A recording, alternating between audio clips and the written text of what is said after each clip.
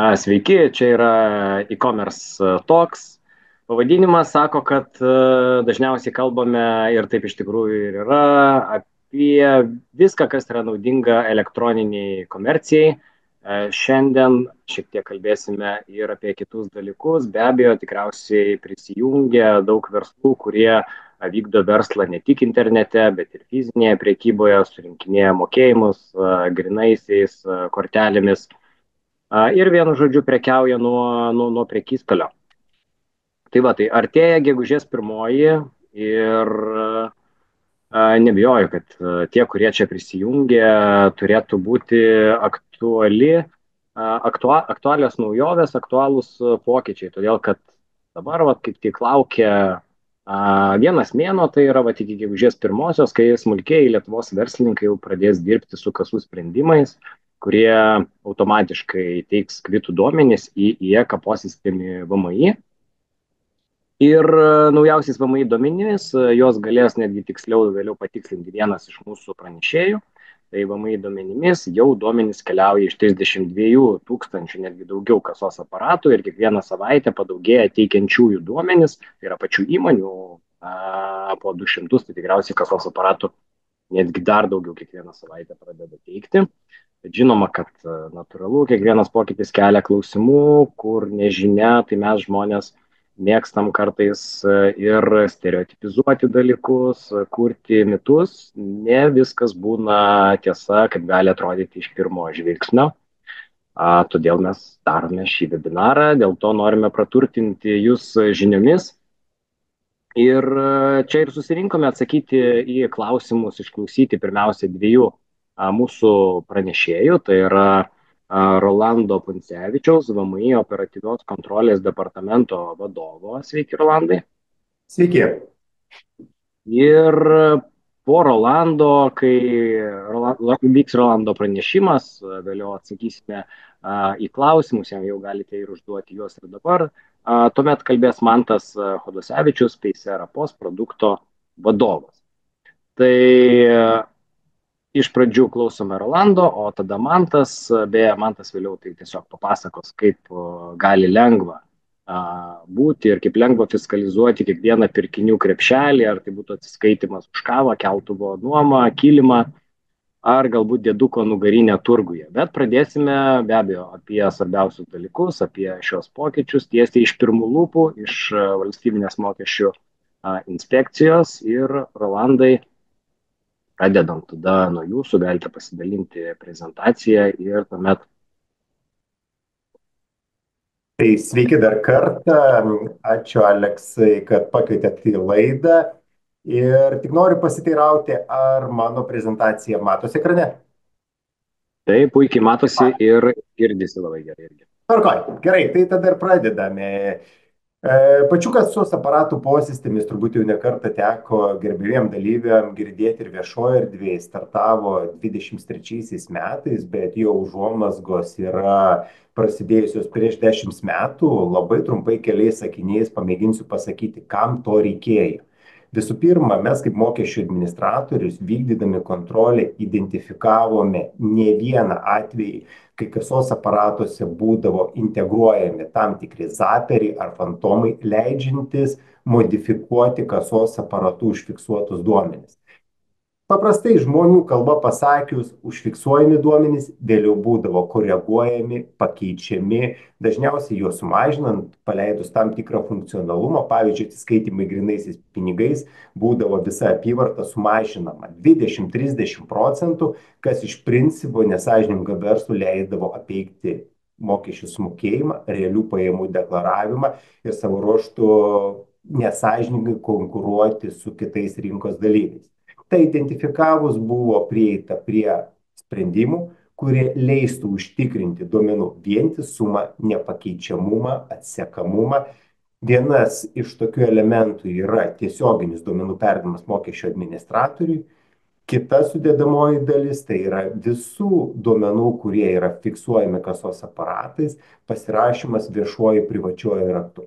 Tai įgyvendinant pačią sistemą ir buvo remtasi pagrindiniu principu užtikrinti užfiksuotų duomenų apskaitimą, Ir tuo pačiu kita dalis - užtikrinti atitinkamą mokestinės administracinės naštos mažinimą. Tai trumpai apie tikslus, kaip ir aš jau kalbėjau, tai yra tiek administracinės naštos mažinimas, tiek pajamų sandorių kontrolė. Ką mes tuo pasiekėme? Tai visų pirma, nebeliko jokio poreikio važiuoti pas mokesčio administratorių, mokesčio inspekciją, tam, kad užregistruoti kasos aparatą. Šiandien dienai tą galim padaryti tiesiog fiziškai pas mokesčių mokėtoją arba apskritai galima tiesiog persiųsti tam tikrą sertifikuotą aplikaciją, kurią įdiegus į tam tikrą įrenginį jau aktyvuojasi atitinkamas kasos aparato funkcionalumas. Taip pat mes savo projektų metu sukūrėme ir virtualios fiskalizacijos sprendinį, kuris leidžia verslo subjektam, šiuo atveju tokiam kaip Paysera, kitom finansų įstaigom, kasos aparatų ir jiem gamintojam, kurti sprendinius, kurie leidžia optimizuoti kasos aparato veikimo patį principą. Tai yra nebelieka būtinybė turėti fiskalo, o visi duomenys online registruojami mokesčio administravimo sistemoje, IEK posistemėje.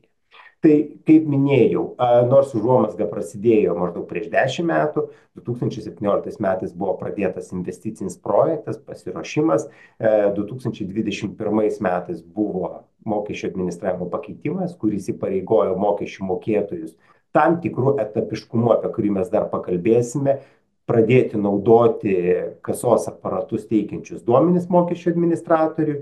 Ir turbūt mūsų finišo pabaiga iš vienos pusės projekto, iš kitos pusės tai yra pati pradžia, startas mūsų kasos aparato prasidėjo 23 metais, nuo kurio ir startavo pirmieji kasos aparatai teikiantis duomenis. Bet prieš pereinant į konkrečius etapiškumus, labai trumpai noriu paminėti vieną pokytį, kuris lygiagrečiai eina su naujais pakeitimais. Tai yra, kad nuo šių metų gegužės 1 dienos yra panaikinama galimybė klientam atsiskaičius grinais ir negrinais pinigais išduoti kitą finansinės apskaitos dokumentą. Tai yra nebelieka galimybės su klientu esant toje pačioje, fiziškai būnant toje pačioje vietoje, atsiskaitant už parduotas prekes ar suteiktas paslaugas, išrašyti kitą apskaitos dokumentą, nei išduoti kasos aparato kvitą. Tai yra atsiranda prievolė naudoti kasos aparatą visiems ūkio subjektam. Tie, kurie priima atsiskaitimus grinais ar negrinais pinigais, esant kartu vienoje vietoje. Kitaip sakant, jeigu yra parduodama prekė kaip elektroniniai parduotuviai ir yra vykdomas mokėjimas, atsiskaitinimas bankiniu pavedimu, tokiu atveju kasos aparato nereikia naudoti. Tačiau jeigu prekė yra parduodama fizinėje parduotuvėje ir klientas nepriklausomai ar sumoka grinais pinigais ar bankinė kortelė, kriptovaliuta ar atlieka bankinį pavedimą, tokiu atveju jam yra prievolė naudoti kasos aparatą. Tai yra labai svarbus pakeitimas, į ką turėtų dėmesį atkreipti visi verslo subjektai. Tai tas pakeitimas buvo atliktas 2022 metais, bet jo įsigaliojimo data numatyta buvo 25 metų gegužės 1 dieną. Esminiai pokyčiai, kurie įtakoja pačių kasos aparatų jų naudojimą, tai turbūt labai svarbu paminėti tai, ką aš jau išsakiau, kad nebelieka fizinio vykimo į mokesčių inspekciją tam, kad užregistruoti kasos aparatą, bet dar labai svarbus pokyčiai - nebelieka jokių popierinių žurnalų. Nebelieka nei kasos operacijų žurnalų, jeigu yra tarp dalyvių, kurie naudoja kasos aparatą, tai puikiai žino, kad pabaigus dieną reikia atspausdinti Z ataskaitą, iš Z ataskaitos perrašyti duomenys į žurnalą, inkasuoti pinigus, pasirašyti keliose vietose. Tai vertinant preliminarius skaičiavimus, tai kiekvieną dieną užpildyti kasos operacijų žurnalų užtrukdavo apie 30 minučių.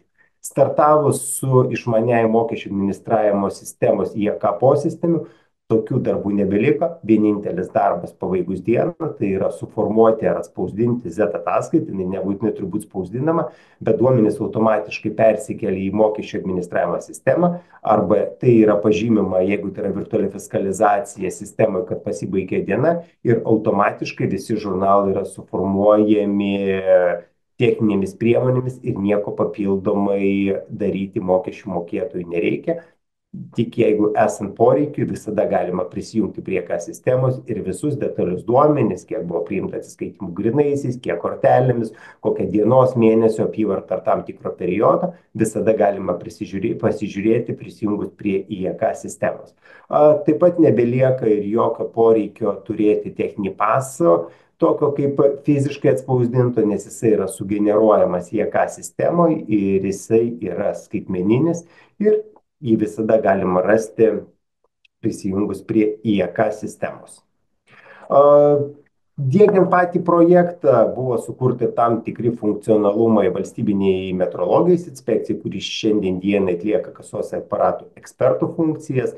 Tai yra atitinkamai tvarko leidžiamus naudoti kasos aparatų modelius, kasos aparatus aptarnaujančias įmonės, išduotus sertifikatus aptarnaujančių įmonių specialistams.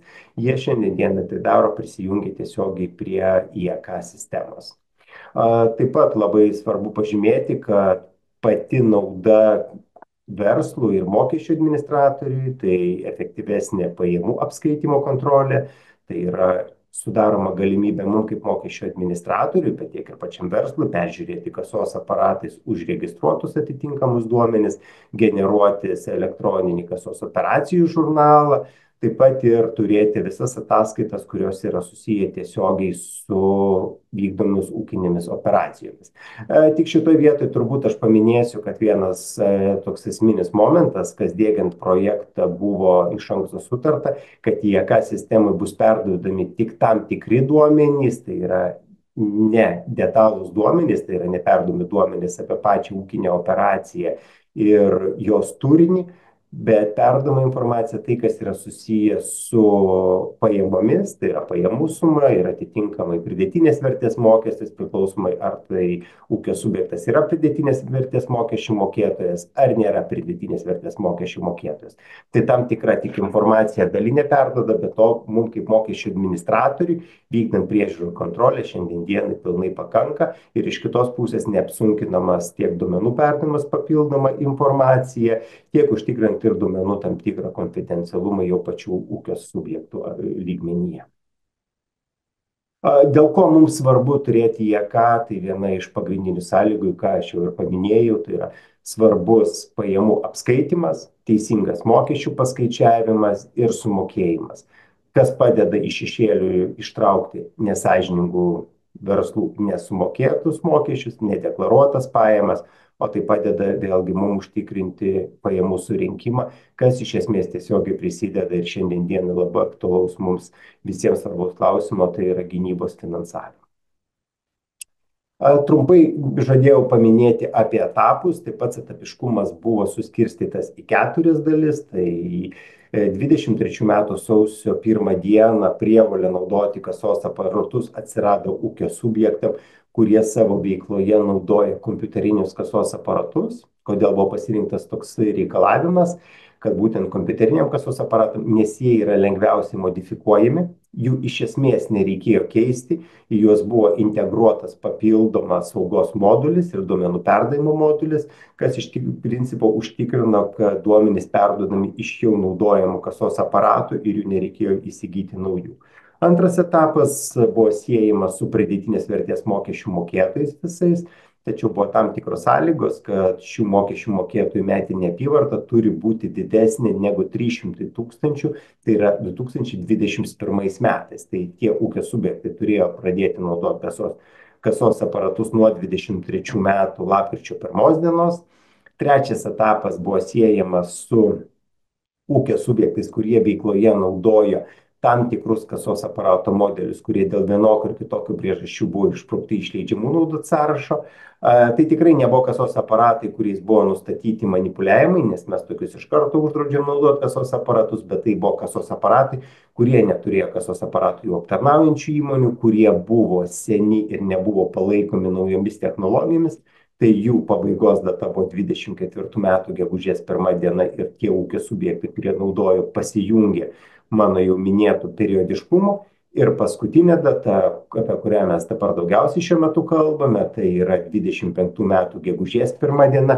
Tai visi ūkio subjektai, kurie turi prievolę naudoti kasos aparatą, bet dar kasos aparatų, nu, tiksliau naudoja tuos senus kasos aparatus, mes juos vadinam autonominiais kasos aparatais, kurie neteikia duomenų ir jiem pasikeisti kasos aparatus teisės aktai numato prievolę 25 metų gegužės 1 dieną. Tai trumpai būtų tiek apie patį periodiškumą. Jau kažkiek minėjau, tai duomenys jie ką yra teikiami tam tikroje apimtyje, tai yra kvito suma, pridėtinės vertės mokesčio tarifa ir galutinė suma, ko iš principo užtenka tam, kad galima būtų apskaičiuoti ir lyginti su pateiktomis deklaracijomis, užtikrinti, kad atitinkamai būtų mūsų jau algoritmais paskaičiuojama prievolė, kada atsiranda laikas registruotis pridėtinės vertės mokesčių mokėtojų, tai kalbu apie savalaikį įsiregistravimą, nes, kaip žinote, 12 mėnesių pajamos skaičiuojamas ne kalendorinių metų, bet 12 paskutinių mėnesių. Tai mūsų sistema tą automatizuotomis priemonėmis padarys tam, kad palengvintų mokesčių mokėtojams administracinę naštą po kažkiek laiko, kai pastebės arba administratorius, arba pas mokesčių mokėtus už praeitą laikotarpį susimokėti pridėtinės vertės mokesčių. Tai mes tą darysim automatizuotom priemonėm, laiku informuodami, kad pasiekta riba ir laikas registruotis pridėtinės vertės mokesčių mokėtojui ir jį atitinkamai sumokėti. Ką sukuria IEK sistema mums kiekvienam kaip vartotojui ir mums iš kitos pusės kaip mokesčio administratoriui, tai įtraukti visuomenę į vertinimą, ar tikrai mūsų perkamos paslaugos, ar įsigyjamos prekės tikrai buvo apskaitytos ir už jas bus sumokėti mokesčiai. Tai kiekvieno aparato kvite yra formuojamas QR kodas, kurį kiekvienas gyventojas galime nusiskanuoti, naudodami arba telefono kameros funkcionalumą, arba QR kodų skaitytuvą kaip atskirą programėlę. Ir matome informaciją, kad kvitas tikrai yra užregistruotas mokesčių inspekcijai, matome kvito sumą, matome mokesčio sumą, matome laiką, datą ir įmonę, kuri suformavo konkretų kasos aparato kvitą. Gyventojų aktyvumas tikrai yra didelis, netgi taip turbūt įvardinčiau, kiekvieną mėnesį daugiau negu 10 000 gyventojų pasitikrina kvitus. Jeigu kasos aparato QR kodas sugeneruotas neteisingai arba galbūt iš fiktyvaus kasos aparato, kiekvienas gyventojas nuskanavęs QR kodą turi galimybę pranešti apie tokį dokumentą, pateikti papildomą informaciją, kurią mokesčio administratorius staigiai reaguoja ir imasi visų veiksmų. Galėčiau tik pasidžiaugti, kad šiandien dienai tokių pranešimų nėra ir matom, kad gyventojai, kurie kodus tikrinasi, atitinkamai gauna rezultatus, kad kvitas yra užregistruotas sistemoje ir tokie duomenys yra užfiksuoti ir atitinkamai nuo jų bus sumokėti mokesčiai. Dar vienas iš tokių pastebėjimų, kurio irgi pasidalinsiu, mūsų kontrolės veiksmų metu nustatydavom dažnai atvejus, ypatingai viešo maitinimo sektoriuje, kai klientui yra išduodama išankstinė sąskaita ir išankstinė sąskaita klientui atsiskaičius, nesulaukus fiskalinio kvito, būna pritaikoma 50, kartais 70, o turėjau atveju ir 99% nuolaida. Ir klientas išeina ir nuo gautų, pavyzdžiui, 100 eurų ir apskaitomas tik 1 ar 10 eurų atitinkamai. Tai šiuo atveju mūsų sistema leidžia, nuskanavus išankstinę sąskaitą, matyti visą detalį informaciją, su kokiu fiskaliniu kvitu jinai buvo uždaryta ir kokiai sumai. Tai jeigu klientas pagal išankstinę sąskaitą sumokėjo 100 eurų, jis ir matys, ar fiskalinis kvitas yra užfiksuotas 100 eurų, ar vis dėlto tik tai 10 eurų.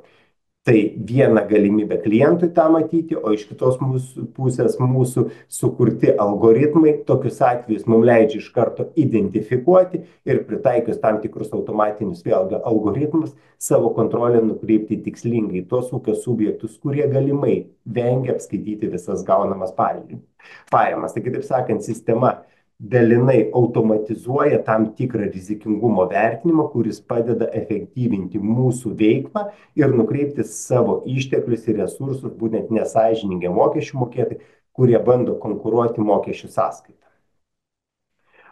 Trumpai paminėsiu, jau buvo Aleksas užsiminęs, kad rinkoje šiandien dienai turim virš 32 000 kasos aparatų, tai jeigu tiksliau, Tai yra kovo 24 dienai turėjome 32 300 kasos aparatų, iš viso teikia jau duomenės virš 7700 mokesčių mokėtojų, tai matome tendenciją per mėnesį, koksai yra augimas, tai tas augimas tikrai yra neblogas mūsų vertinimas, nemažai įmonių vis tik tai dar laukia tų paskutinių dienų ir, kaip minėjau, tam tikrais atvejais ir viešo maitinimo sektorius nelabai skuba įsidiegti, nes tai tikrai neleis jiems manipuliuoti kasos aparatų duomenimis, kas užtikrina tą mūsų požiūrį į verslą, kad visi turi mokėti mokesčius tiek, kiek priklauso ir nedaugiau, ne mažiau.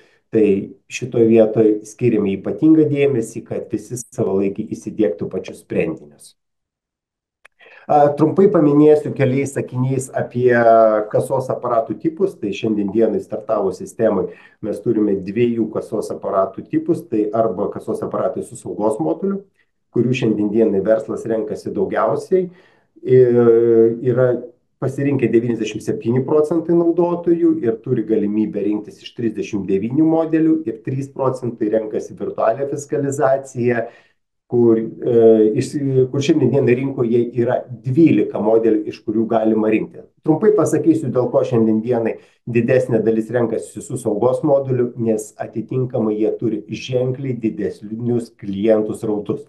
Todėl pereisiu prie kitos skaidrės, kuri detalizuoja mūsų kaip mokesčių administratoriaus rekomendacijas, kada reikėtų rinktis vieną, kada kitą tipą, kasos aparato tipą, bet iškart paminėsiu vieną esminį momentą, kad kiekvienas klientas pasirenka tai, kas jam yra geriausia.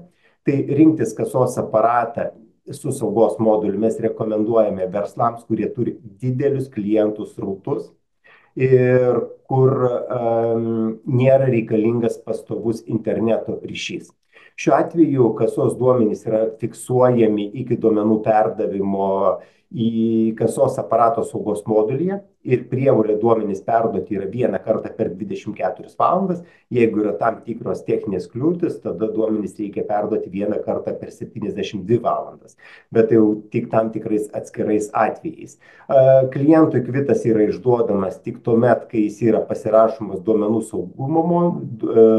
saugos modulyje. Ir klientas kitas gali būti aptarnavimas, jeigu nėra internetinio ryšio, jis gali būti aptarnavimas nepriklausomai ar duomenys perduoti ar neperduoti, nes tokios prievolės nėra. Tai šituo atveju dažniausiai tokius sprendinius renkasi didieji prekybos tinklai, kurie turi pastovius klientų srautus. Darbas su virtualia fiskalizacija. Mes iš savo pusės rekomenduojame rinktis klientam, kurie turi mažesnius srautus ir nepastovius srautus. Tai vakar kaip tik aš turėjau susitikimą su odontologų rūmais, buvo prisijungę odontologų klinikos. Tai kur per dieną turim 5, 6 ar 7 klientus, tai yra geriausias variantas rinktis. Galbūt, žinoma, ir daugiau gali būti tų klientų, kuriuos galima aptarnauti, bet čia reikalingas nuolatinis internetinis ryšys, kuris būtų visą laiką pasiekiamas, nes kasos aparato kvitas yra išduodamas tik tuo atveju, kai jis yra užregistruojamas jau pačioje IEK sistemoje, tai yra virtualioje fiskalizacijoje ir nėra galimybės aptarnauti kito kliento tol, kol nėra išduodamas dokumentas. Tai tokiu atveju, jeigu atsitinka, kad reikia, tai kiekvienam klientui turi būti išrašomas atspausdinamas kitas apskaitos dokumentas, tai yra pinigų priėmimo kvitas, bet atitinkamai jau tokia informacija jau yra fiksuojama pas mus sistemoje kaip tam tikri trikiai, dėl ko neveikia virtuali fiskalizacija, arba yra fiksuojami tam tikrų ryšio operatorių neveikimas. Bet tai čia yra tam tikri niuansai ir atvejai, ką reikėtų įsivertinti, renkantis vieną ar kitą kasos aparato tipą ar modelį. Kalbant apie vartotojus, jie ką sistemoje rasite, tai visų pirma, tai yra galimybė ieškoti pagal atskirą atsiskaitimo priemonę. Čia yra kalba apie tuos ūkio subjektus, kurie turi daugiau negu vieną kasos aparatą. Taip pat galimybė, kaip minėjau, peržiūrėti ir techninį pasą, susiformuoti tiek kvitų, tiek Z ataskaitų, paiešką pagal jums aktualius algoritmus, kurie reikalingi, tai yra pagal sumą ir kvito ir panašiai. Ir taip pat galima eksportuotis patį kasos operacijų žurnalą į kitą formatą, kuris jums yra patogus ir naudojamas toliau apskaitoje, jeigu tai yra atitinkamai būtina. Ir pačiai pabaigai keletas mitų, kuriuos dažnai girdime iš smulkaus verslo, kad kasos aparatai yra labai brangus, tai šitoje vietoje rinkoje yra įvairių sprendinių ir turbūt kainos svyruoja nuo A iki Z, bet jeigu galim tai pradėti, turbūt pasakyčiau, kad kainos prasideda nuo 15 eurų mėnesiui iki kasos aparato su saugos moduliu įsigijimo, tai yra apie 440-430 eurų svyruoja. Tai yra tikrai nėra tūkstančiai, nors vėlgi tai priklauso labai nuo kiekvienos įmonės poreikių. Jeigu tai yra degalinės kasos aparatas, kuris turi tam tikrus funkcionalumus užtikrinti, kad degalinėje išpiltų degalų kiekis būtų fiksuojamas pagal to, kiek apsisuko skaitliukas degalinės ir panašiai, tai vėlgi kasos aparato kaina gali svyruoti ir kelis tūkstančius ar netgi dar daugiau, tai priklauso nuo tam tikrų funkcionalumų. Bet jeigu kalbame apie standartinį verslą, kuriam reikalingas tiesiog įrenginys pajamom fiksuoti, tai yra rinkoje siūlomi sprendiniai, kaip jau minėjau, nuo 15 eurų, kurias galima įsigyti už mėnesinį mokestį, tiek galime metinį mokestį pasirinkti arba įsigyti kasos aparatą, kuris kainuoja kiek virš 400 eurų. Dar vienas toks aktualus klausimas, kad kasos aparato sertifikavimas yra lėtas ir nėra kokių modelių įsigyti. Tai kaip savo skaidrį dalinausi, šiandien dienai vis tik tai mes turime jau virš 50 modelių, kurie yra deklaruoti ir kurie iš principo šiandien dienai gali būti naudojami ir verslas gali rinktis bet kurį iš tų modelių ir atitinkamai pasirašęs sutartis, tos kasos aparatus pradėti naudoti šiandien. Taigi pasiūla yra tikrai pakankamai didelė.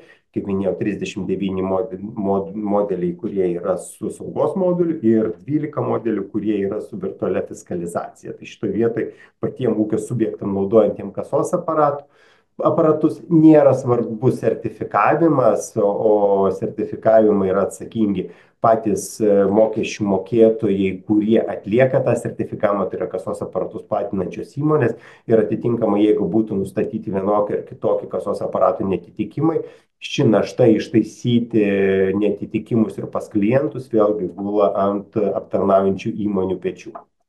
Tai čia kas liečia mitą apie sertifikavimo procesą ir paskutinis turbūt matyt, kas nemušė į kasą, tas ir toliau nemuš. Tai va šitoje vietoje sutinku dalinai su tokiu teiginiu, kad prie kiekvieno žinoma mokesčių inspektoriaus darbuotojo nepastatysi, kuris vykdo kontrolę, bet pati IK sistema leidžia efektyviai kontroliuoti ir lyginti tam tikrą veiklą, tam tikrą veiklą vykdančius mokesčių mokėtus pagal tam tikras teritorijas, identifikuoti pridėtinės vertės mokesčių sumokėjimą, identifikuoti tam tikras klaidų taisymus, matyti, kada kasos aparatas buvo įjungtas, kiek per dieną klientų aptarnautas ir panašiai, tai kas leidžia mums kaip mokesčių administratoriui efektyvinti savo funkcionalumus ir ką aš jau buvau prieš tai minėjęs savo prezentacijoje, resursus kontroliai nukreipti į nesąžiningus mokesčių mokėtojus, kurie kelia tam tikrų abejonių pagal teikiamus ir fiksuojamus duomenis ir atitinkamai netrukdyti sąžiningam verslui, kuris apskaito visas pajamas, deklaruoja pajamas, kurias apskaitė kasos aparatu ir žinoma atitinkamai sumoka mokesčius. Tai viena iš tokių priemonių, kuri yra orientuota tiek į administracinės naštos mažinimą, tiek iš kitos pusės į efektyvią pajamų kontrolę. Tai, žinokit, iš mano pusės turbūt tiek būtų.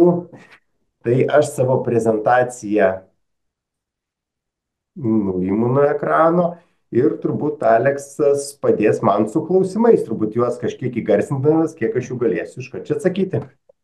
Taip, į visus klausimus tikriausiai neatsakysim, bet tiesiog skubama bent jau geriau į daugiau, bet bent po kažkiek atsakyti. Mačiau, buvo keli klausimai, pabandysiu apibendrinti apie grožio paslaugas, apie kirpyklas, jeigu vykdo veiklą pagal individualią veiklą.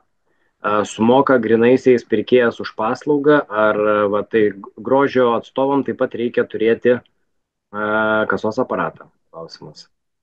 Taip, tai atsakymas šiuo atveju vyriausybės nutarimą vykdantiem individualią veiklą ir teikiantiem paslaugas numato išimtį ir šiuo atveju jiem kasos aparato nereikia naudoti. Jeigu tai yra ūkio subjektas juridinis asmuo, jam pakeitus, jeigu anksčiau buvo priimami kiti pinigai išrašant kasos pajamų orderį, tokiu atveju nuo gegužės 1 dienos reikia naudoti kasos aparatą.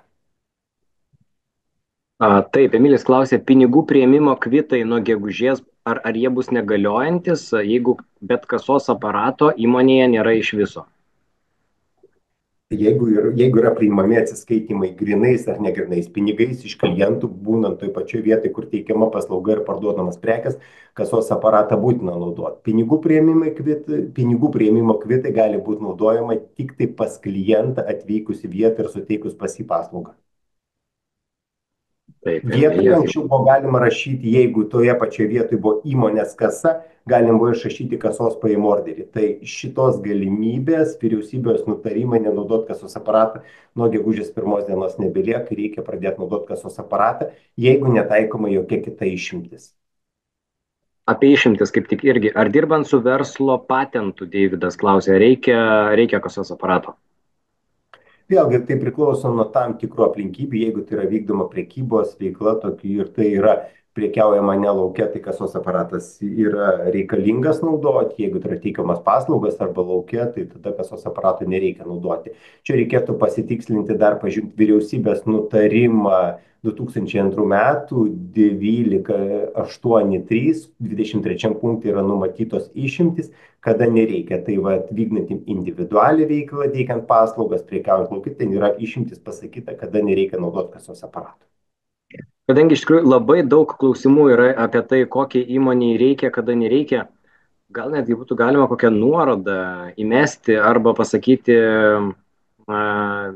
tiksliau, ar teisės aktą, ar VMI puslapyje, kaip reikia surasti, kokios raktažodžius įvesti, kad kiekvienas galėtų pasitikrinti. Nu, matot, pagal kiekvieną įmonę ne, bet pagrindinius principus aš išsakiau. Jeigu iš klientų priimami atsiskaitimai grinaisiais, negrinaisiais pinigais, kriptovaliutomis ar bet kokia kita forma, turi būti naudojamas kasos aparatas, jeigu prekės pardavimas, paslaugų teikimas pirkėjui ir pardavėjui esant toje pačioje vietoje. Parduotuvė, sandėlis, bet kokia kita veiklos vieta ar įmonės biuras, jeigu tenai yra teikiama paslauga arba parduodant prekė, jeigu tai yra juridinis asmuo, visais atvejais reikia naudoti kasos aparatą. Ko gero, tai yra atsakymas maždaug į 50% klausimų, kuriuos skaitau. Taip, apie grąžinimus. Tik tai dar paminėkim, vykdantiem individualią veiklą ir individualią veiklą su verslo liudijimu arba įregistravus individualią veiklą, yra tam tikros išimtis, kurias reikėtų, kaip minėjau, pažiūrėti vyriausybės nutarime 1283, 23 punktą. Tai aš tiesiog galėsiu su jums, Aleksai, pasidalinti vyriausybės nutarimu tuo, nuorodai vyriausybės nutarimą ir dalyviam galėsit pateikti, jeigu aktualu, tiesiog visi galės susipažinti. Nes pagrindinius principus tikrai aš šiandieną išsakiau. Gerai, mes už kelių dienų pasidalinsim įrašu šito ir kartu prie įrašo, kartu prie aprašymo galėsime pasidalinti, o įrašas bus YouTube. Taip, ar yra galimybė įforminti grąžinimus netikusios prekės, kad užsifiksuotų ir lieka sistemoje? Taip, tokios galimybės ne tik, kad yra, bet teisės aktas numato detaliai, kaip tas turi būti atliekama.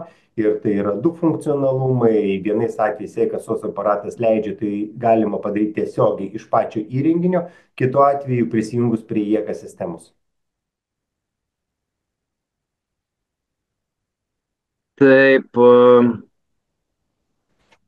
kalbėta su, žodžiu, įmonės atstovais dėl naujų kasos aparatų, kaip suprantu, dėl su tiekėjais. Šiuo metu jų apkrova didelė. Jei nespės įmonė pasikeisti iki gegužės 1 dienos.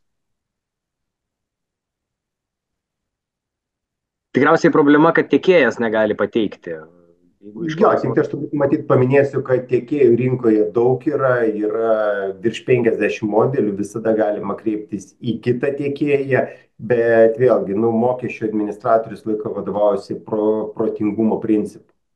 Ką tai reiškia? Tai reiškia iš esmės, jeigu realus yra kreipimasis įmonė, su įmonė yra sutarimas, kada bus patiektas aparatas, mes niekada nesame tie, kurie stengiasi pritaikyti vienokias ar kitokias sankcijas. Bet iš įmonės turi būti dėtos visos pastangos tam, kad aparatai įsidėktų. Ir priešingų atveju, jeigu mes veikloje nustatome jau kontrolės veiksmų metu, kad buvo neapskaitomos pajamos ir ūkio subjektas neturi įrenginio, Mes taikome administracinę atsakomybę tiek už pajamų neapskaitimą, tiek ir už netinkamo kasos aparato naudojimą. Tai vienareikšmiškai mes labai aiškiai deklaruojam, kad mes nesažiningo verslo tikrai niekad neskatinsime ir mes palaikom tik sąžiningą verslą. Jeigu kasos aparatas sugenda, ar galima vykdyti priekybą, kaip teisingai tokiu atveju atlikti pardavimą? Taip, jeigu kasos aparatas sugenda, visko gyvenime pasitaiko, tai visų pirma turi būti kreiptis į aptarnaujančią įmonę, kur turi būti fiksuojamas tas kreipimasis, nes aptarnaujant įmonė savo ruoštų turi visus fiksavimus pas save registruoti ir atitinkamai kiekvienam klientui turi būti išrašomas jau dokumentas ranka. Nu, ranka ar kompiuteriu ir kitais būdais, bet visa tai turi būti užregistruota. Mhm. Ir dar keli klausimai, nes turime dar vieną pranešėją šiandien. Ar nesusidubliuos pajamos, kai klientas pareikalaus išrašyti PVM sąskaitą faktūrą? Tai į šitą klausimą atsakysiu, kad šiandien dienai kasos aparato duomenys nekeliami į preliminarias deklaracijas, o yra įveiklinti tam tikri algoritmai, kurie lygina duomenys, atitinkamai juos lygins ir su pateiktomis sąskaitų faktūrų registrais ir tai bus vertinama, bet tai nėra laikytina klaida ir nėra laikytina pajamų dubliavimo.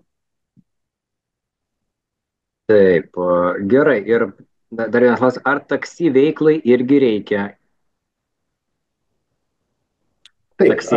taksi veiklai įsigaliojo 24 metų gegužės ar birželio mėnesį kelių transporto kodekso pakeitimai, kurie įpareigoja taksi veiklą vykdančius ūkio subjektus pajamom apskaityti naudoti vieną iš dviejų galimų alternatyvių sprendimų. Tai vienu atveju gali būti naudojamas taksometras su prijungtu spausdintuvu, kuriam nustato reikalavimus mokesčio administratorius, jisai turi būti įtrauktas į leidžiamų naudoti sąrašą. Iš esmės jisai tampa įrenginiu savyje kaupiantis informaciją apie vykdytus atsiskaitimus ir jo negalima atjungti nuo taksometro, tai jis yra techniškai suprogramuotas, arba alternatyvus sprendimas yra naudoti kasos aparatą. Tai yra dvi galimybės taksi verslo sektoriuje apskaityti pajamas. Dabar apibendrinsiu, irgi keletas buvo labai panašių klausimų. Seimo iniciatyva gegužės viduryje, Seimas svarstys dėl nukelimo šitos prievalės, bet naudoti reikia gegužės 1, tai ką daryti? Aš galiu tik pakomentuoti, kad mokesčių administratorius vadovaujasi šiuo metu galiojančios teisės aktais, šiuo metu teisės aktai pareigoja ūkio subjektus kasos aparatus naudoti nuo gegužės 1 dienos. Kągi, Rolandui ačiū labai už prezentaciją, ačiū už atsakymus. Žinau, kad turime jūs paleisti, turite nemažai susitikimų, nebejoju, artėjant gegužės 1 dienai, kaip ir minėjot, su odontologais, įvairiom asociacijom, verslo atstovais ir taip toliau. Ačiū labai. Ačiū. Viso gero, o visiems kitiems ne viso gero, su visais kitais tęsiam. Ir aš mačiau, vienas buvo klausimas VMI atstovui, bet aš manau, kad su juo mes visai gerai peršoksim prie Manto prezentacijoms, o vėliau gal net pabandysim, jeigu liks laiko, dar atsakyti į keletą klausimų, kurios galbūt Mantas tiesiog galės pakomentuoti. Ir buvo toks klausimas, 60 metų, labai sudėtinga ir baisu paspausti kažką ne taip. Ir šitoj vietoj gal kaip tik ir pereikim. Vienas iš būdų tinkamai dirbti tinkamai pereiti prie šitos naujovės, nuo ko gegužės 1 dienos yra būtent ta virtuali fiskalizacija. Dalį žmonių gazdina apskritai naujovės. Tai ir šiandien Mantas papasakos apie tai, taip pat pratęs tikriausiai ir stereotipų, mitų temą ir ar verta bijoti, Mantai. Ok, ačiū Aleksui už moderavimą, dėkui už Rolandui, kuris jau turbūt atsijungė ir labai labai džiaugiuosi, kad visi esate čia susirinkę.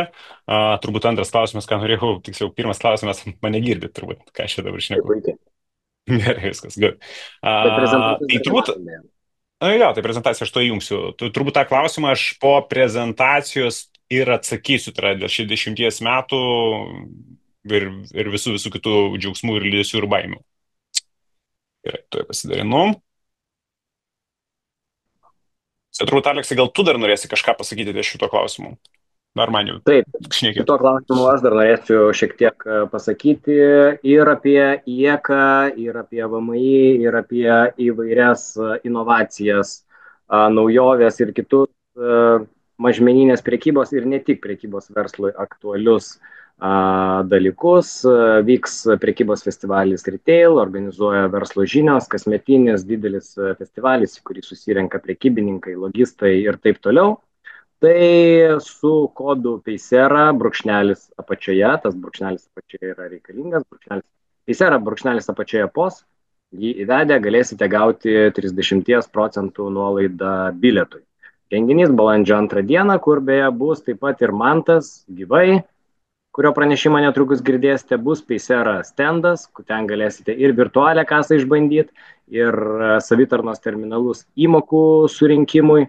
Tai va, jeigu kažkas dalyvaus, prieikite būtinai prie stendo, pasikalbėkite patys, pabandykite, pasižiūrėkite, pamatysite, kad viskas yra labai paprasta, o gal jūs sudomins apskritai.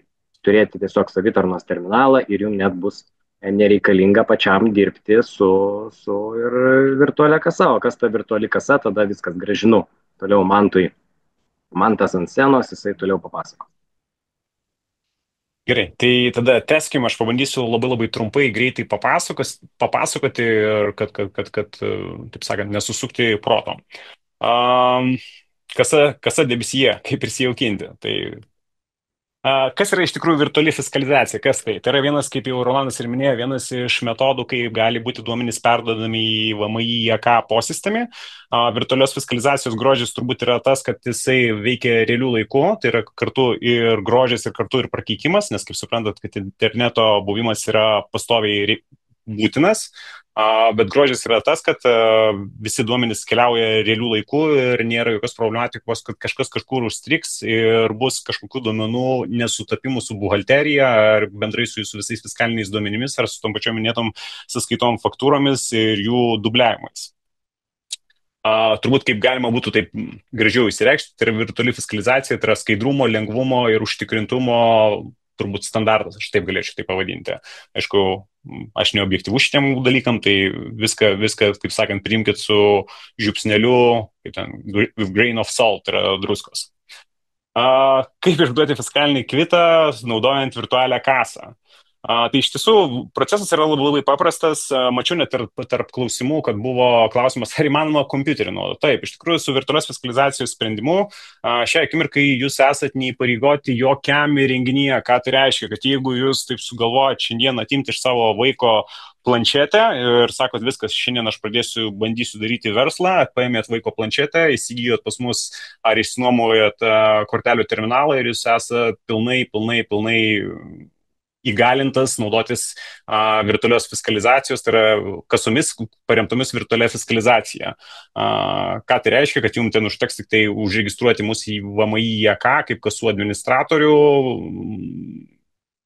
viskas, atsiųs savo adresą ir iš principo jūs esat good to go važiuoti. Tai ko tam reikia, tai yra planšetės, kompiuterio arba telefono, kaip matot, čia kaip pavyzdys, telefoninė kasa yra įjungta ir kortelių terminalo. Ir trečias dalykas - interneto. Toliau. Kokių veiksmų pirkimo metu atlieka įrenginiai? Tai iš tikrųjų virtuali fiskalizacija ir pati virtuali kasa, aišku, aš jau vartoju Paysera POS-as, tai yra sinonimas yra virtualios kasos iš mūsų seno projekto, kaip jis anksčiau vadinosi. Tai iš principo, jeigu jūs mokate parduotuvėje atsiskaityti, taip pat jūs sugebėsit parduoti ir savo klientam. Bet kokią prekę, produktą, paslaugą ar kažkokią dinaminė prekė, kuri on the spot įgauna kažkokią kainą priklausomai nuo to, ką jūs pardavinėjate. Tai iš principo viskas labai yra elementaru ir paprasta. Tai yra, jūs dedatės prekes į krepšelį ir klausit kliento, kaip jis norės atsiskaityti, grinais ar kortele. Tai yra ir dar hybridas, atsiprašau, ir kuponų. Tai yra 3 fiskaliniai atsiskaitimo būdai, apie ką Rolandas ir minėjo, tai yra, kai atsiskaitimas vyksta konkrečiai toj pačioje aplinkoje, kaip yra ir jūsų klientas. Su virtualia fiskalizacija be abejo mes turime ir daugiau atsiskaitimo būdų, tai yra pavedimai, turime rezervacijas, turime Quero atsiskaitimai, tai yra Paysero konkrečiai klientam, turime ir checkoutų, kur mes galime online atsiskaitimo formuoti, turime sąskaitas faktūras, kurias galime formuoti ir siūsti klientui ir jisai gavę sąskaitą faktūrą paspaudžia apmokėti mygtuką ant jos ir apmokėjimas, kai įvyksta jūs toj pačioj kasos, tiksliau savo Paysero poso paskyroje užsakymuose matot, kad ta sąskaita faktūra yra apmokėta. Nors tai ir buvo ne fiskalinė operacija, bet vienoje vietoje galite susekti tiek savo sąskaitas faktūras, tiek savo visas fiskalinės operacijas. Aš jau truputį daugiau papasakojau, negu kad yra.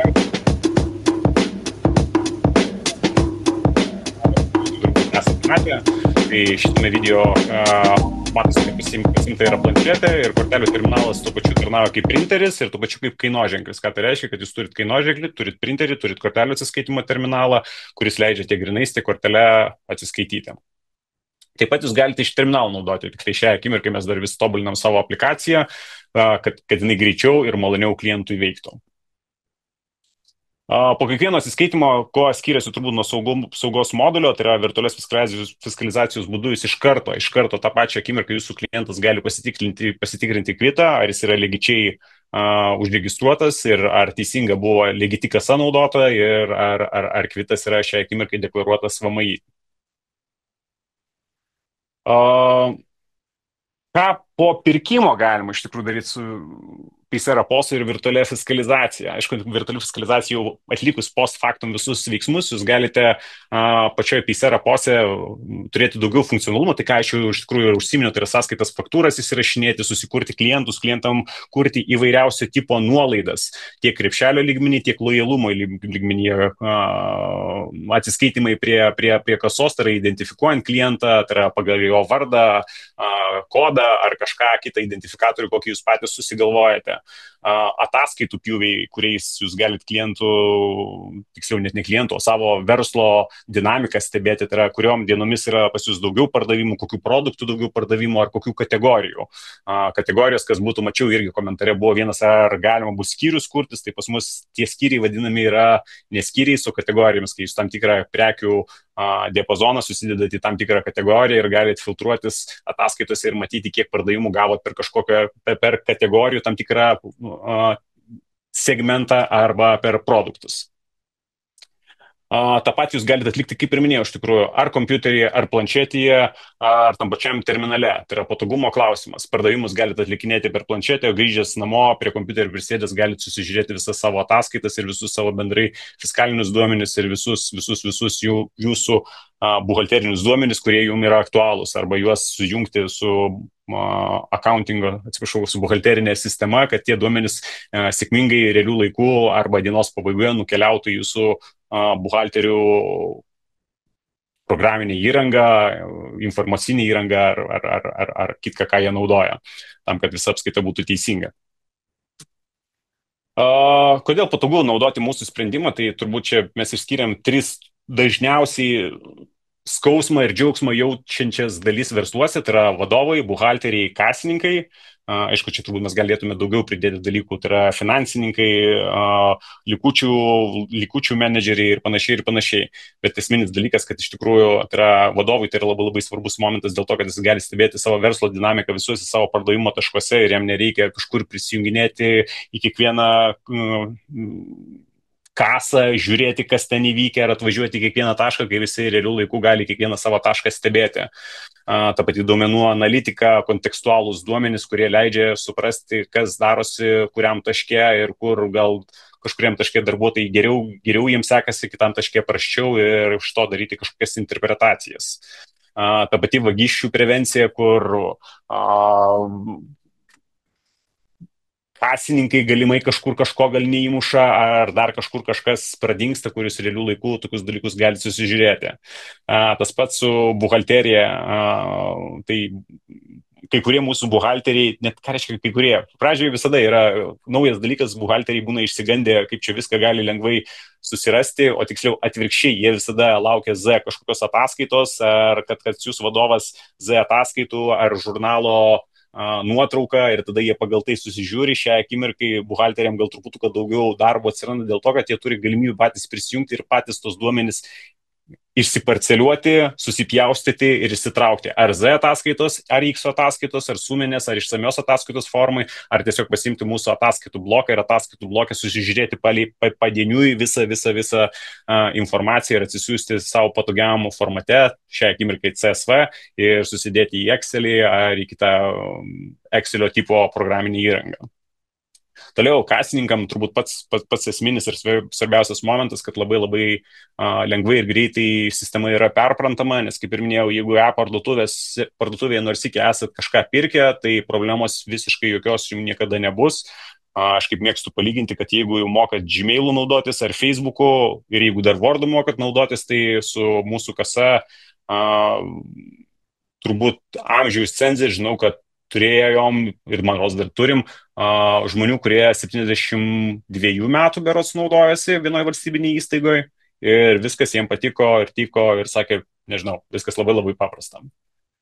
Klaidų prevencija, kas irgi labai svarbus momentas, mūsų turbūt sprendimas tiek apžaistas, kad kiek įmanoma mes pasistengiam, kad kasininkas neturėtų galimybės padaryti kažkokių bukų klaidų, o jeigu žinom, kad ten yra galimos klaidos, kad tai būtų lengvai išsprendžiama ir kad tai nebūtų streso.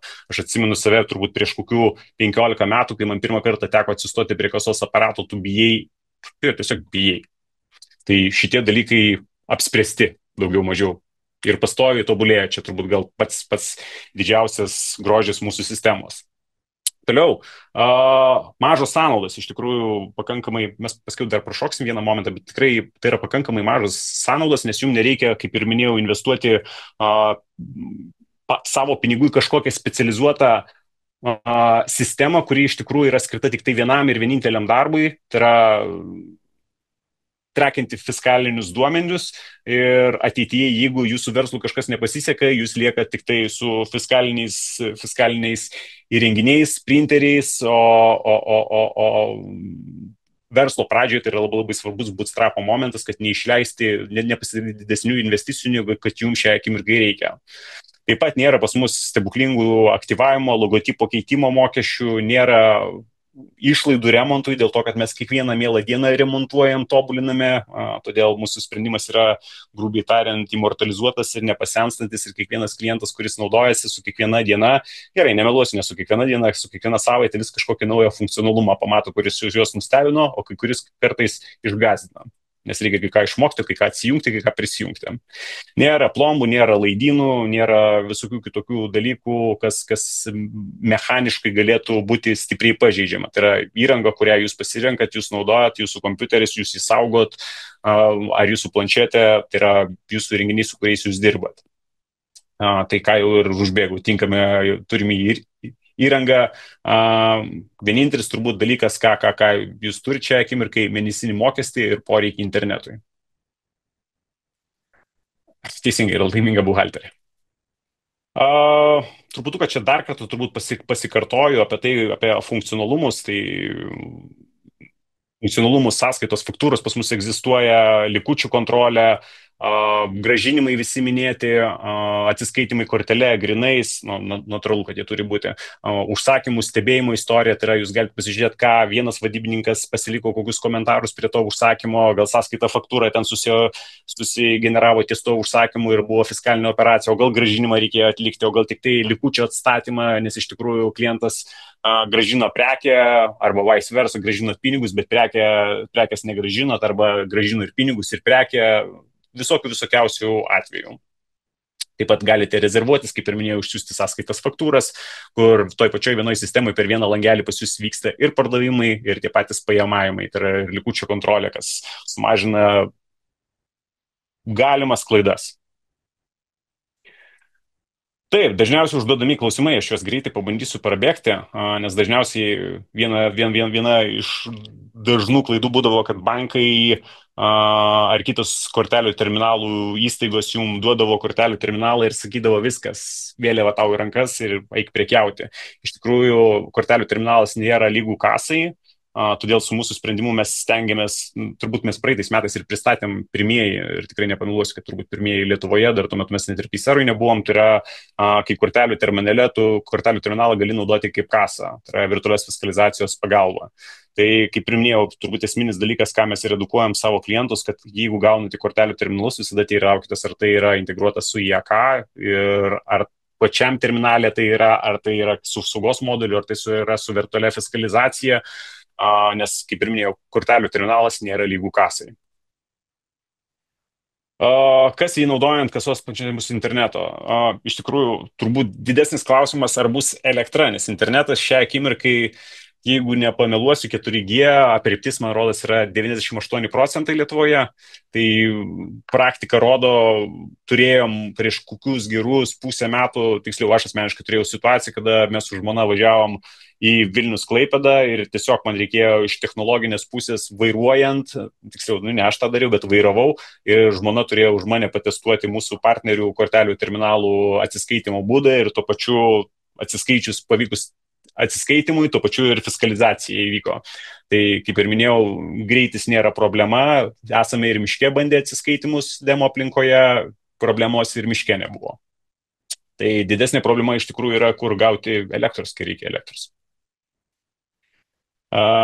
Kokie kvitų duomenys perdodami į VMI ką, tai iš tikrųjų turbūt aš jau gal nesikartosiu, nes Rolandas minėjo, tai yra nieko jautraus ir nieko daugiau negu kad reikia, kad viskas vyktų sklandžiai, greitai ir visa informacija deklaruojama būtų pakankama. Kiek laiko trunka operacija? Čia iš tikrųjų šitą prezentacijos dalį tik šiandieną įsidėjom, iš tikrųjų Aleksų spėjimas buvo, kad pusę sekundės arba sekundė. Iš tikrųjų, šiandieną mes demo aplinkoje pasidarėm testą, benchmarką, tai yra 0,35 sekundės užtrunka fiskalizacijai nulėkti iki VMI ir grįžti atgal su atsakymu, kad kasa yra legali ir gali spausdinti kvitą. Ar virtuali fiskalizacija veikia? Juokingas atvejis. Už vakar būčiau sakęs taip, o vakar sėdėjau pas vieną klientą ir sprendėm klausimą, kodėl ant jo 12 metų senumo iPado su senesniu Safariu tam tikri elementai nesikrovė. Kasa veikia, bet tam tikri elementai nepasikrauna. Tai vakar šitą klausimą išsprendėm. Tai, kaip ir minėjau, šitą prezentaciją galiu pasakyti, turbūt 97% turbūt su visom naršyklėmis veikia. Jeigu tai yra nesenesnė negu 3 mėnesių senumo naršyklė, tai 100% veikia. Tiek Safaris, tiek Google Chrome'as, tiek Edge'as, tiek Opera, tiek Mozilla Firefox'as. Mūsų kasininkės vyresnio amžiaus. Aš jau minėjau, kad iš tikrųjų šitam mitui jisai nelabai galioja, nes jeigu kasininkas moka naudotis Facebooką arba yra nors iki pirkęs parduotuvėje, tikrai su kiekvienais metais vis tokių žmonių yra daugiau ir šito dalyko bijoti yra mažiausia.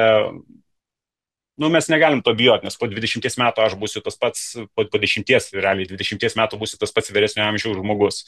Tai tiesiog mes jau adaptuojamės ir ateinam į tokį lygį, kur mūsų tokie dalykai nelabai gąsdina, nes visi moka kažkodėl, net mano močiutė, gerai meluoju, senelis mano turėjo Facebooką ir sugebėdavo palaikinti mano nuotraukas ir dar pakomentuoti. Taip kad manau, kad šitas klausimas tampa labai stipriai nebeaktualus. Kainodara iš tikrųjų galite virtualiai kasoj rasti, bet mes ją turim įsidėti, kad parodyti tiesiog prezentacijai, bet kaip ir minėjau, virtualiai kasa arba paysera.com/spos. Paskutinė prezentacija, kurią bekalbant Rolandui įsidėjau konkrečiai šitą klientą, nes tai yra sezoninis klientas, kuris iš tikrųjų praeitais metais pas mus startavo ir šiais metais gal užvakar gavau skambutį, kad bandys šiais metais vėl prekiauti, nors skundėsi, kad iš tikrųjų verslas praeitais metais nepavyko taip gerai, kaip norėtų, bet užsiprašė mūsų papildomų ataskaitų, kad galėtų susižiūrėti ir susioptimizuoti savo verslo valandas. Tai yra matyti, kaip praeitais metais, kuriuo momentu daugiausiai turėdavo pardavimų ir šiais metais vėl bandys su busiuku prie oro uosto daryti savo burgerių ir tako, jeigu neklystu, prekybą. Tai labai yra džiugu ir noriu pasidžiaugti, kažkada paliko gerą atsiliepimą ir vakar pasiskambino ir sako, man tai ar priimsit mus atgal, norim toliau tęsti, bandyti prekybą, attikti ir verslą auginti. Tai mano prezentacija ties šita vieta ir pasibaigia, baigiu bendrinti. Man tai žinau, tik tai kelios minutės klausimam, turim tave irgi paleisti. Mačiau, Monika atsakė netgi į vieną klausimą, tai yra mūsų klientė. Atsakė į vieną klausimą, kaip spausdinamas kvitas, tai jos komentare ir buvo parašyta, kad kortelių skaitytuvas, printeris. Taip, buvo dar tokių yra klausimų. O ką daryti, jeigu nieko nesuprekiavome per dieną? Kaip vyksta kasos uždarimas? Ar reikia kažką uždarinėti? Ne, klase nebuvo atsidarius pas jūs. Tai kaip su jūsų sprendimu, ar nebereikia kasos aparato, tikriausiai turimas galvoje geležinis aparatas? Jo, turbūt čia apie printerį, turbūt pats tas momentas. Tai ne, printeris ir yra kortelių terminalas ir spausdina šią akimirkai fiskalinę operaciją patvirtinantį kvitą. Tiesiog gali gal dar dėl viso pikto, galbūt ta skaidrė buvo praleista, kokie įrenginiai naudojami. Tuoj greitai prasišėrinu. Arba galim tiesiog pasakyti, planšetė ir kortelių skaitytuvas. Planšetė, kortelių tas pats terminalas. Tuoj. Planšetė, kortelių terminalas, kompiuteris arba jūsų telefonas. Nes mūsų kai kurie klientai telefone naudoja, yra kavinės, kuriems patogu, jie tiesiog kortelių terminalą išsitraukia, susiformuoja užsakymą ir būna ir inicijuoja atsiskaitimą. Arba nueina prie savo kompiuterio ir tada užsibaigia atsiskaitimo operacija. Taip, kiek laiko trunka pajungimas ir atjungimas? Jeigu kasos paleidimo, iš tikrųjų, taip labai greitai, pats jėkos procesas ten mums užtrunka iki 5 minučių, turbūt didesnis momentas yra, kad pasileisti patį onboardinimą, tai yra į Payseros paskyrą iki kelių dienų ir pačio terminalo atvykimas. Tai iš principo, jeigu šiandieną sugalvojate, o mes šiandieną turim trečiadienį, jeigu galvotrūkščiais pasiverstume, gal net ir per pirmadienį spėtų viskas, penktadienį, atsiprašau, viskas dar atkeliauti. Taip, Emilis klausė, ar reikalinga naudoti POS sistemą kasos aparate? Ar yra galimybė tiesiog nurodyti sumą, kuri apmokama ir prie kvito pridėti detalę sąskaitą faktūrą? Ar čia ir yra tas skirtumas tarp kasos ir kortelių skaitytuvo?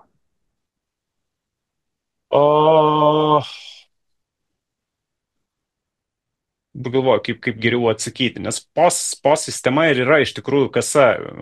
Mūsų atveju viskas tai yra į vieną monolitą sudėta ir būtent pardavimų sistema kartu turi ir fiskalizaciją savyje.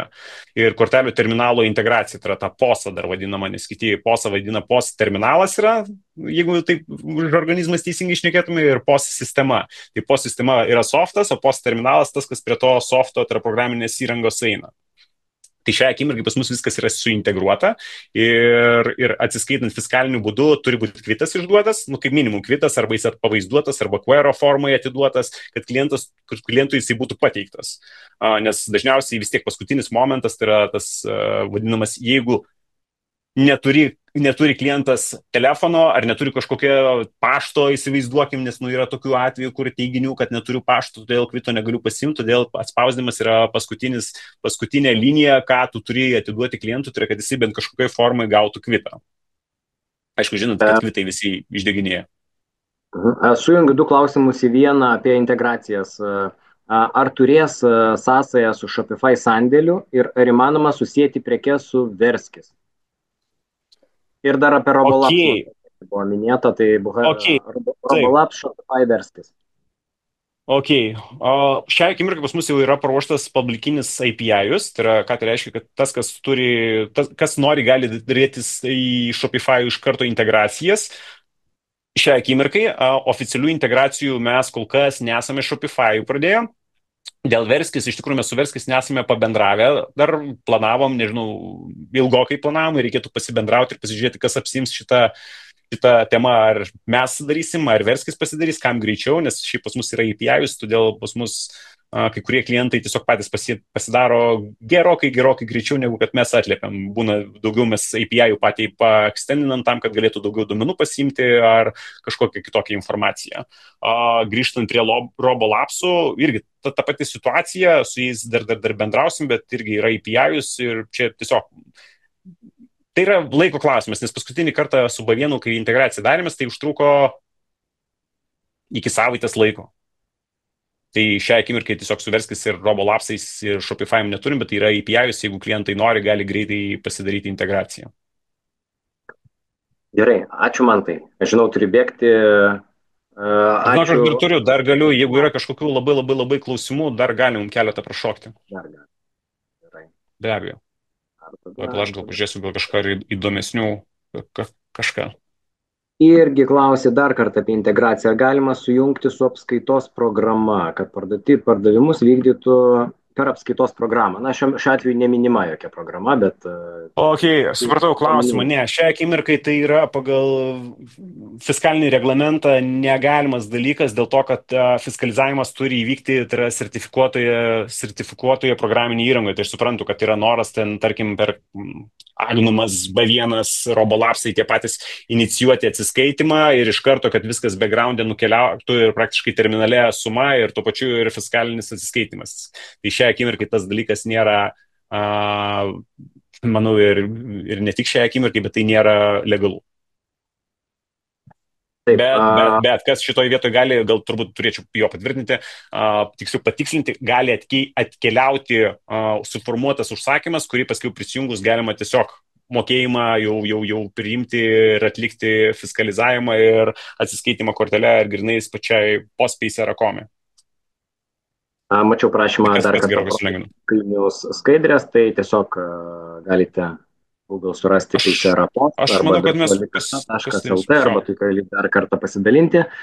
Užšelės klausimas, o jeigu pirkėjas atsiskaito grinais, kaip spausdinamas kvitas? Tiesiog jisai kortelių terminale atsispausdina kvitas ir viskas duodat klientų kvitą, o pinigus pas save įsidedat į stalčių, seifą ar kitą vietą, kurioje jūs saugot savo pinigus grinuosius. Keletas klausimų buvo iš tikrųjų apie kortelių skaitytuvus, ar Paysera siūlo, ar reikia kažkur kitur rinktis? Ne, dabar mes jau siūlom, turim ir partnerius Verifoną, per kurios galima, ir turim jau savo skaitytuvus, kur turim ir savo kainodarą ir greitų metų, manau, gal net ir šią savaitę bus kainodara paviešinta. Tai ta pačia virtuali.lt arba Paysera POS. paysera.com/POS.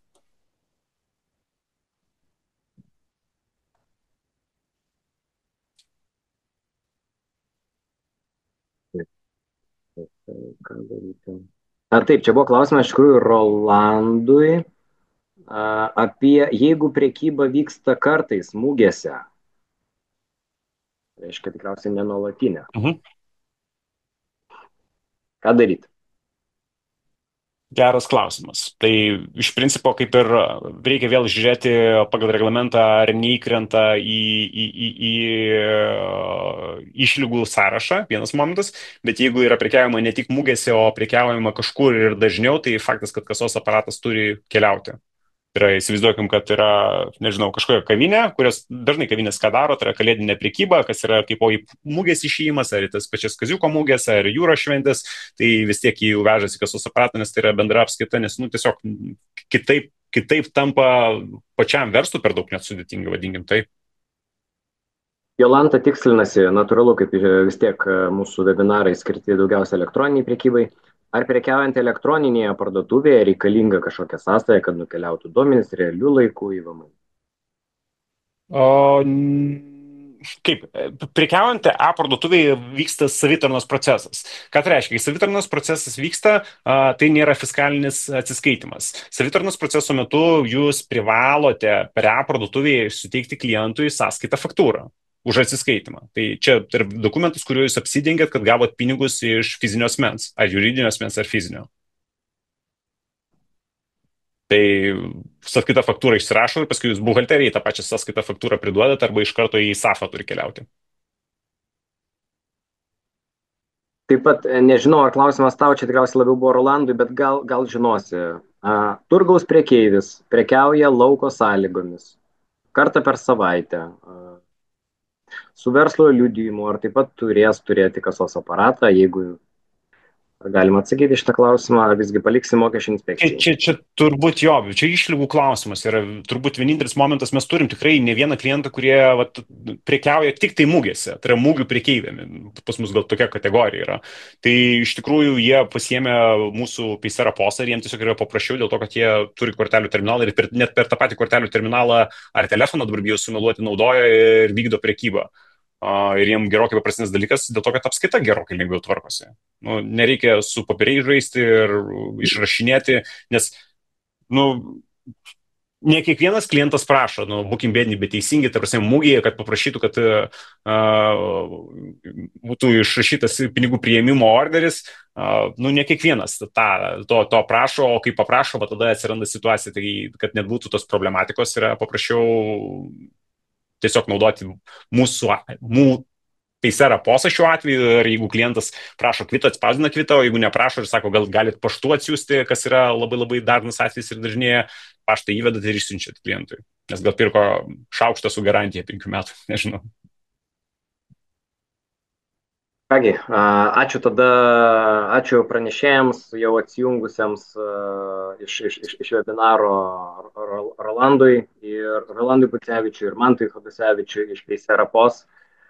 Tikiuosi sužinojote gana daug apie artėjančias naujoves nuo gegužės 1 dienos. Pasikartosiu, kad jeigu dalyvausite retail konferencijoje, festivalyje balandžio 2 dieną, tai ateikite prie Paysera stendo, kur galbūt tuo metu surasite, arba jeigu tuo metu nesurasite, apeikite dar vieną ratą ir tada jau gal surasite irgi ir Mantas, kuris taip pat bus, atsakys į klausimus, taip pat panašia tema, bet dar įdomesnė, kalbės ir ant scenos.